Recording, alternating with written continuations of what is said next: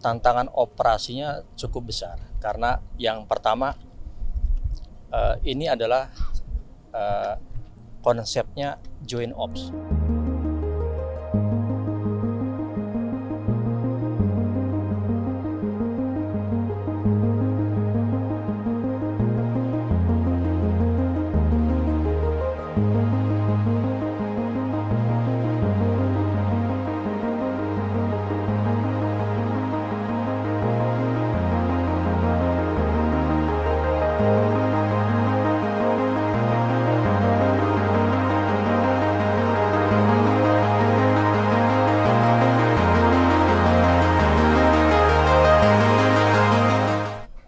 Keesokan harinya kami sudah diundang untuk melaksanakan briefing.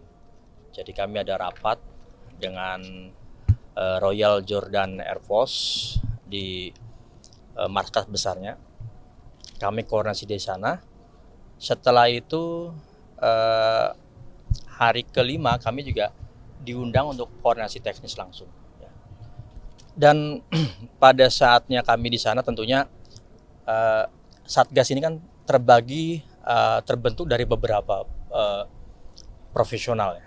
Jadi saya sendiri sebagai mission commander, kemudian di dalamnya itu terdiri atas 15 aircrew ya. Kemudian ada perwakilan dari Kemhan, perwakilan dari Mabes TNI, tim rigger ada 4 personil, kemudian ada penerangan 2 dan pengamanan pesawat 2. Artinya dalam proses pengiriman bantuan tersebut ini memakan berapa hari Pak, dan juga bantuan apa saja yang kemarin sudah disampaikan? Total kami operasi ini 14 hari. 14 hari. Kemudian logistik yang kami bawa pada saat kami keberangkatan dari Jakarta ini membawa 900 payung yang nantinya akan digunakan dan diserahkan kepada pemerintah Jordania untuk menurunkan bantuan logistik di Palestina. Pak, dalam memberi bantuan operasi itu apa tantangan yang dihadapi tim? Tantangan operasinya cukup besar karena yang pertama ini adalah konsepnya joint ops, artinya kita bergabung dengan negara-negara lain, sehingga joint operasi itu kita harus memadukan keberagaman dengan negara-negara lain, artinya mensinkronkan prosedurnya sehingga terbentuk keterpaduan pola operasi. Pak, itu kan titik terakhirnya penurunan logistiknya itu di Ramallah atau di Gaza itu Pak? Kemarin itu kita izin di Gaza untuk di jalur Gaza ya, di jalur Gaza. Tepatnya jadi prosedur penerjunan itu sudah ada masing-masing area droppingnya ditentukan. Jadi dari semua negara yang terlibat itu sudah dibagi-bagi untuk dropping areanya.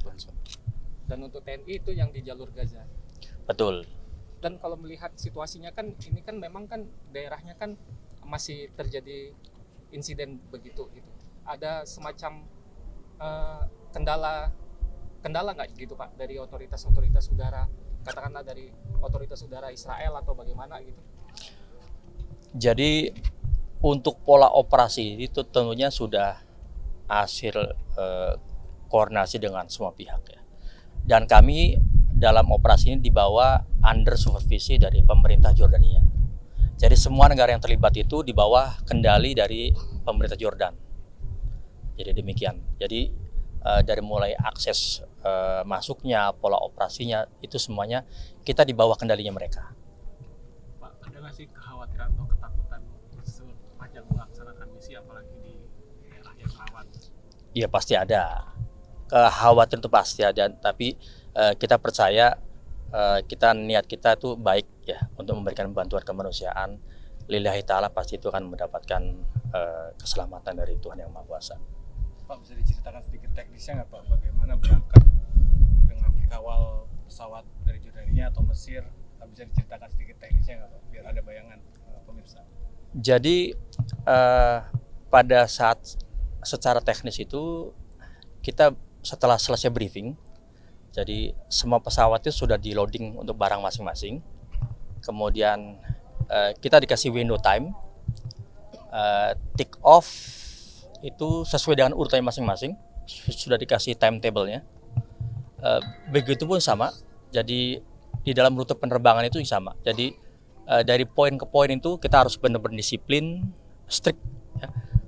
Menjaga jarak antar pesawat itu 5 menit, tidak boleh terlalu dekat, tidak boleh terlalu jauh.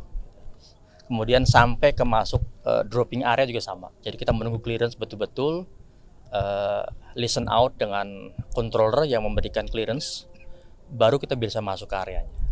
Demikian. Itu ada berapa waktu yang digunakan dari take off sampai Dari landing? take off sampai landing kembali itu 2 jam 2 jam. total, 2 jam Dan itu sekali dropping aja gitu Pak. sekali dropping. Pak, kalau jalurnya itu dipilih seperti apa Pak jalur yang digunakan? Jalur itu sudah dibuat oleh planner, dalam hal ini pemerintah Jordan ya. Jadi kami hanya mengikuti saja. Makanya kemarin itu yang di paling depan itu adalah pesawatnya Jordan. Jadi kita di nomor 3 kemarin. Komandan, mungkin teman-teman kepingin tahu tantangan apa yang terbesar, apa yang menarik sih dari misi ini sepertinya, kepingin tahu mereka, Komandan. Yang paling menantang adalah kita tidak pernah melihat medannya seperti apa. Kemudian kami pada saatnya berangkat itu sudah di warning bahwa daerah itu adalah daerah operasi dan itu sedang aktif daerahnya, sehingga kemungkinan besar terjadinya jamming radio, jamming navigasi itu sangat mungkin terjadi ya. Dan itu terjadi ya. Jadi untuk itu kami kemarin sudah siap dengan segala pola operasinya, sehingga kami pun juga kemarin menerbangkan pesawatnya secara manual. Pak, terkait jamming tadi bisa dijelaskan yang terjadi itu seperti apa dan penyelesaiannya di lapangan saat itu seperti apa? Ya terutama di GPS ya. Di GPS itu GPS-nya suddenly hilang, sehingga kita harus mapping secara manual, kemudian menerbangkan secara konvensional. Itu saja. Oke, mungkin cukup teman-temannya. Pak, itu berapa pesawat sih Pak totalnya Pak? 15. Terakhir 15 pesawat 15 yang pesawat. betul. Itu Indonesia dengan Yordania saja. Tidak, itu ada 9 negara. 9 ya. negara. Jadi negara yang terlibat tanggal 9 kemarin itu Yordania, kemudian Indonesia, ada Mesir, Indonesia, Amerika, Uni Emirat Arab, kemudian Jerman, Inggris, Prancis, Jerman, Belanda. Saya Ihsan Sitorus. Saksikan program-program Kompas TV melalui siaran digital, pay TV, dan media streaming lainnya. Kompas TV, independen, terpercaya.